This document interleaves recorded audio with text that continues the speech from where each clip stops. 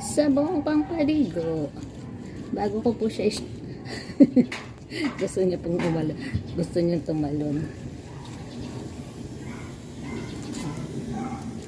Ayan po si Putingaw, ayaw maligo. Sa parang 2 years ko na po siyang pinapaliguan, pero hindi pa rin po siya nasasanay.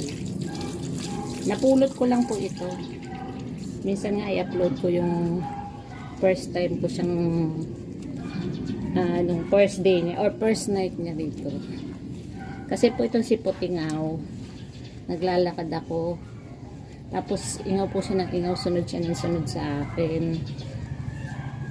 Lagi ko po siya ilalagay sa gilid, ayan, susunod pa sa akin. 3 beses ko pong gano'n siya sa akin.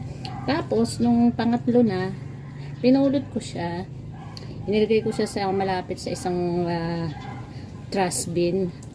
Tapos sabi ko, o sige ha, mamayang hapon maglalakad ulit ako pagkagaling ko sa pagpasok. Pag andyan ka pa, haampunan kita. Pagdating ko nga po, or pagdaan ko nga po, nandun pa rin siya. Nagta-tricycle po ako pagkahapon. Siyempre nakakapagod na.